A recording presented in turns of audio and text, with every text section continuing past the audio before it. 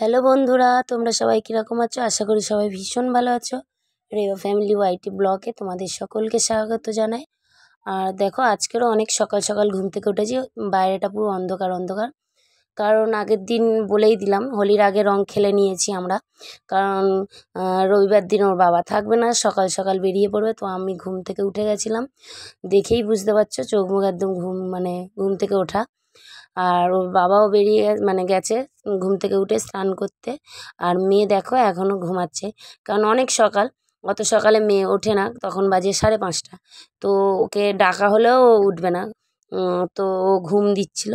তারপর ওর বাবা স্নান টান করে রেডি হয়ে গেছে, রেডি হয়ে জামা কাপড় পরে রেডি হয়ে গেছে। রেডি হওয়ার পর জুতো পরছিল। তারপর ওর বাবা টাটা করে বেরিয়ে গেল, চলে যাচ্ছে। যাচ্ছে কোথায় বলো তো? যাচ্ছে তারাপীঠে। রবিবার সকালবেলায় বেরিয়ে যাচ্ছে, অনেক সকালে। যখন বেরোয় তখন বাজে মনে হয় 6:30 কি 6:15 হবে এরকম। তারপর ওর বাবাকে টাটা করার পর আমি ঘরে চলে এলাম। আর মেয়ে তখনও পর্যন্ত ঘুমাচ্ছে, এখনও পর্যন্ত ঘুম থেকে উঠিনি। দেখো এখনও মেয়ে ঘুম দিচ্ছে। ওকে যাওয়ার সময় বাবা ডাকছিল, তাও ঘুমিয়ে দিচ্ছে, ঘুমিয়ে ঘুমিয়ে টাটা করছিল। তারপর আমি স্নান টান করে বাড়িতে পুজো, কাকি শাশুড়ির দোল পূর্ণিমার পুজো দোলের দিনই হয়। আর তো ওই দোলের দিনকে কয়নি, কারণ পূর্ণিমাটা রবিবার দিনকেই পড়েছে, পুরো সারাদিন আছে বলে। তো ওই কারণে তো আগের দিন বাসনগুলো মেজেছিলাম, মাজা ধোয়া হয়ে গেছে। আর এখন হবে ঠাকুরকে স্নান করানো, দুধ গঙ্গা জল দিয়ে স্নান করানো হয় ঠাকুরকে। তার আগে শ্যাম্পু দিয়ে ভালো করে পরিষ্কার করা হয়। এই যে বাসনগুলো মাজা হয়ে গেছে, যে তোমাদেরকে দেখিয়েছিলাম। আর এই যে ফল টল হোমের জোগাড় সমস্ত কিছু করে এনেছে। তো এবার এইগুলো সব বাইরে বের করে ঠাকুরকে এখন স্নান করানো হবে। আর এই যে ছোট্ট গোপাল, আর এখানেও একটা আছে ছোট্ট গোপাল। আর তো দেখেইছো ঠাকুর, তোমাদেরকে দেখানো হয়েছে। ফার্স্টে আমি ঠাকুরগুলোকে জল দিয়ে ভিজিয়ে নেবো, তারপর শ্যাম্পু সরি, কারণ কথা বলতে বলতে কি বলবো, ঠান্ডা লেগে আছে, যে কারণে কথা দিতে ভালো করে পাচ্ছি না। বলতে বলতে আটকে যাচ্ছে, তোমরা বুঝতেই পারছো। তো শ্যাম্পু আর একটা কাপড় দিয়ে ভালো করে ঘষে ঘষে পরিষ্কার করছিলাম।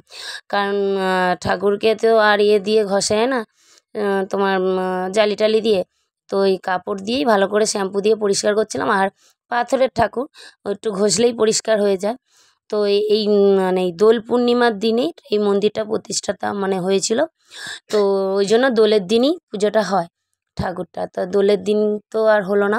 দোল প্রতি বছর দোলের দিন হয়, যেহেতু এবছর পূর্ণিমাটা আগে পড়ে গেছে, তাই ও পুরো দিন আছে রবিবার, ওই জন্য রবিবার দিনকেই পুজোটা হচ্ছিল। তো এই রাধা গোবিন্দর ভালো করে পরিষ্কার করার পর শিব ঠাকুরকেও ওরম সাবান শ্যাম্পু দিয়ে ভালো করে ঘষে পরিষ্কার করবো। তারপর লক্ষ্মী ঠাকুর আছে, আর দুর্গা ঠাকুরকে পরিষ্কার করব। একটা পাউডার পাওয়া যায় পিতলের, কি পীতম্বরী পাউডারটার নাম। তো ওই পাউডারটা দিয়ে একটু খুব পরিষ্কার করতে পারবো না, মোটামুটি করতে করব। তো দেখো, দেখতেই পারবে। এই দেখো ঠাকুরগুলোকে পরিষ্কার করার পর কত চকচক করছে। আর এই যে দুর্গা ঠাকুরটা দেখো, একটু পরিষ্কার হয়েছে, অনেকটাই কালো হয়ে গেছিলো, তাই সেই দুর্গা পুজোর সময় হয় আর এই দোলে। তারপর এই যে গঙ্গা জল, দুধ, মধু আর গোলাপ জল দিয়ে জলের মধ্যে মিক্সড করে ভালো করে সব কটা ঠাকুরকে স্নান করানো হবে। কারণ যেহেতু চান করানো হচ্ছে, চান করিয়েছিলাম। আর এই যে উপরে আছে দেখো 3টে ঠাকুর, ব্রহ্মা বিষ্ণু মহেশ্বর, মন্দিরের উপরটা, আর ওম আঁকা আছে, দেখতেই পাচ্ছ।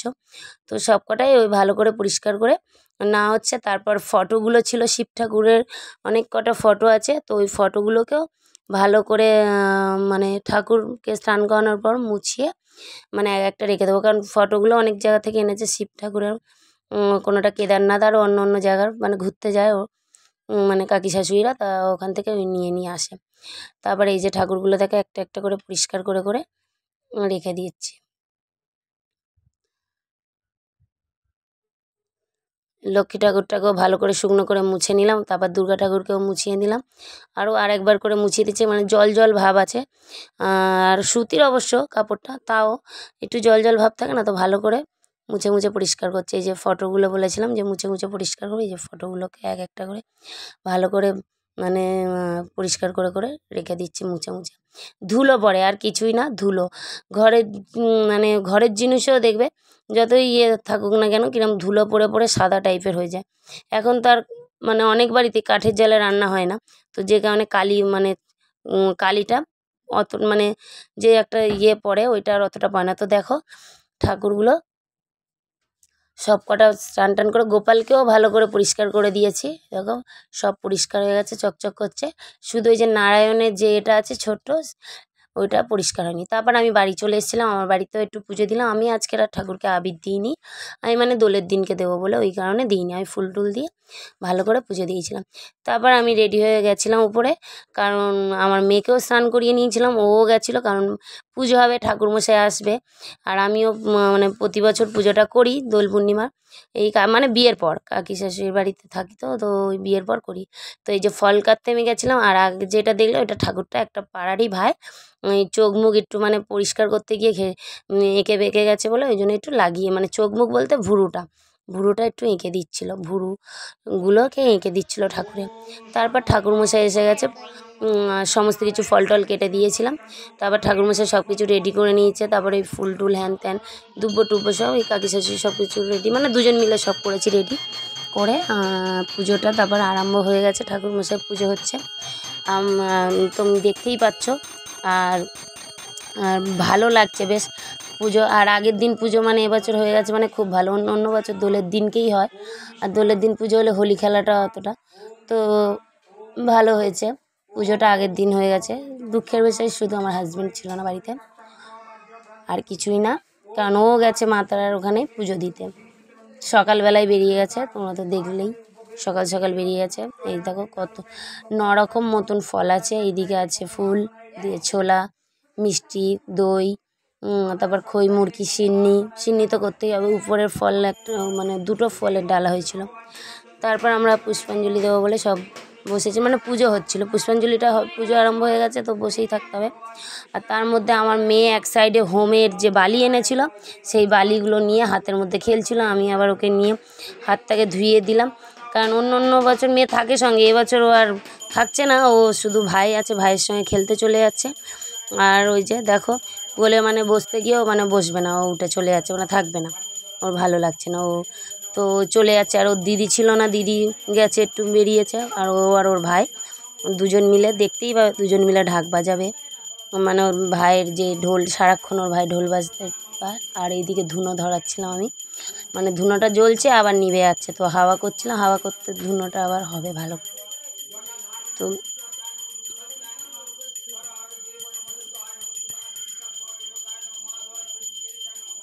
আর এইদিকে ওর ভাই একা একা এখন ঢাক মানে বাজিয়ে যাচ্ছে।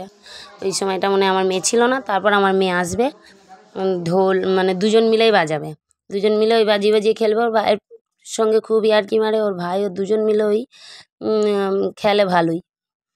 তারপর পুষ্পাঞ্জলিও এখনও আরম্ভ হয়নি, কারণ আগে পুজো দিয়ে দেবে, তারপর হোম হবে, তারপর পুষ্পাঞ্জলি।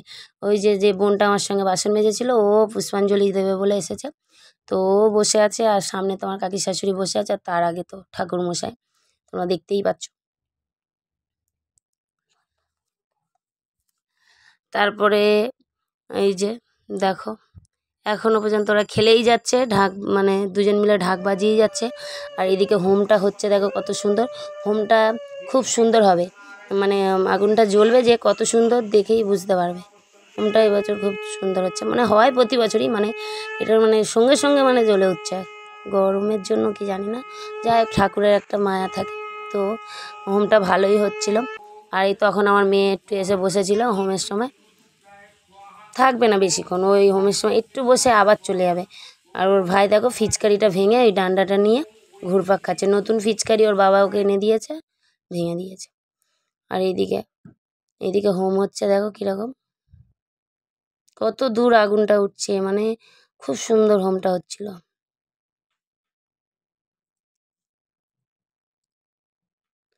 তারপর হোম হওয়ার পর আরতি হচ্ছিল, এক এক করে আরতি করছিল। ফার্স্টে পঞ্চপ্রদীপ নিয়ে, মানে আরও সব আছে, সব কিছু নিয়ে একের পর একটা করে আরতি হবে। আর আমার মেয়ে ঘন্টা দেখো বাজাতে বাজাতে হাঁপিয়ে যাচ্ছে, আর কাকি শাশুড়ি শাঁখ বাজাচ্ছে। আর আমি তো বসেছিলাম, আমি শাক বাজাইনি এই বছর, কাকি বাজিয়েছে সব। আর আমার মেয়েকে ঘন্টা বাজাতে, আমি একটু ঘন্টা বাজাচ্ছিলাম, তারপর মেয়েকে ঘন্টা বাজাতে দিচ্ছিলাম, ও একটু বাজাতে বাজাতে থেমে যাচ্ছে। আর বাজাচ্ছিলাম, ভুল করে হোমের সময় বাজাতে নেই, আমি হোমের সময় বাজাচ্ছিলাম, তারপর ঠাকুরমশাই বারণ করলো আর বাজাইনি। তারপর বসে পড়েছিলাম, ওই কারণে মেয়েকে বলছিলাম তুই ঘন্টাটা বাজা। তো বাজাচ্ছিলো। এই যে সব আরতি হয়ে যাওয়ার পর সবার মাথায় একটু দিয়ে আশীর্বাদ করলো। পুজো পুরো একেবারে কমপ্লিট। ওর ভাই দেখো ঢুকেছে। আর আমার কাকি শাশুড়ি পড়ছিল পাঁচালি নারায়ণের, কারণ নারায়ণ পুজো, তো নারায়ণের পাঁচালি পড়ছিল। পুজো টুজো, তারপর নারায়ণ পাঁচালি হয়ে যাওয়ার পর কিছুক্ষণ পর প্রসাদ তোলা হয়েছে। আমি এইদিকে প্রসাদ তুলছিলাম, ফল প্রসাদ, আর এইদিকে কাকি শাশুড়ি সিন্নি মাখছিল। খই মুড়িটা আলাদা, ছোলা, এই যে ফলগুলো দেখো আমি তুলে তুলে রেখেছি। আর ওই যে বোনটা বসে আছে, ও মানে বাড়ি বাড়ি দেওয়ার জন্য। আর আমি বললাম থাক, একসঙ্গে দেবো ফল প্রসাদ, তো ওই জন্য ছিল। তো এই ফল প্রসাদ দেখো সব মানে বাটি বাটি তুলে তুলে রাখছি। আর এদিকে সিন্নি, আর এইটা এখানে 5খানা বাটি ছিল, একটা বাটি তুলে নিয়েছিলাম। এটা কি বলে আমার মনে পড়ছে না এখন নামটা। তো এই একটা বাটি সিন্নি আমরা 3জন খেয়েছিলাম, 3জন পুষ্পাঞ্জলি দিয়েছিলাম। তারপর প্রসাদ খাওয়ার পর বাড়ি চলে এলাম। বাড়িতে এসে মেয়েকে খাওয়ালাম দাওয়ালাম। তারপর মা আমার জন্য আলু পটলের তরকারি আর পরোটা করে রেখেছিলো। আমি জানি না মা করে রাখবে, আমি ভেবেছিলাম পূর্ণিমায় পুজো করেছিলাম, ভাত খেতে নেই, রাতে কিছু একটা বানিয়ে খাবো, তো মা করে রেখেছিল। এদিকে ওর বাবা নেই, ওর বাবা না থাকলে আমি তো বাড়ি থাকি না, মায়ের বাড়িতেই চলে যাই, এমনিতেই সবসময় থাকি, আর না থাকলে আরও চলে যাই। তারপরে এই মানে এই টিফিনটা করেছিলাম। আর মেয়ে দেখো ওই যে ক্লে যে দেখিয়েছিলাম মেলা থেকে কিনেছিল, এইগুলো মানে ওইগুলো দিয়ে ও আর ওর একটা মানে দুটো দিদি মিলে এই ফুলগুলো ডিজাইন করেছে। ও একটু কম, দিদিগুলো বেশি, কারণ দিদিগুলো অনেকটাই বড়। তো যাই হোক, ওরা এই ডিজাইনগুলো করেছে। আর মেয়ে এসে এই আয়নার মধ্যে আঠা দিয়ে দিয়ে এইগুলোকে লাগিয়েছে। আর ওই সাইডেতে দেখলে ঠাকুরকে আমি সন্ধে দিয়েছিলাম। তারপর রাত্রি 9টার সময় আমাদের পাড়ার ছেলেরা সবাই মিলে, দোলের আগের দিন ন্যাড়া পড়া হয়, তো ওই ন্যাড়া পড়া করছিল। সেখানে মানে আমি, আমার দিদি, আমার মাটা, দেখো আমার মেয়েরা সব মাঠে নেমে গেছে, বারণ করছি শুনছে না। আর ন্যাড়া পোড়াটাও জ্বলবে দেখো কীভাবে, মানে দাদা দাদা করে জ্বলে উঠবে। আর আমার বোন মানে দিদির মেয়ে প্রথমবার দেখেছে, ও বলছে এরকম করে গাছগুলোকে কেন জ্বালিয়ে দিচ্ছে, গাছের তো কষ্ট হয়, কেন এরকম করছে, দেখো কিভাবে জ্বলছে আগুনটা, এরকমভাবেই জ্বলবে। আজকের ভিডিওটা এখানেই শেষ করলাম, আবার দেখা হবে তোমাদের সঙ্গে অন্য একটা ব্লগে।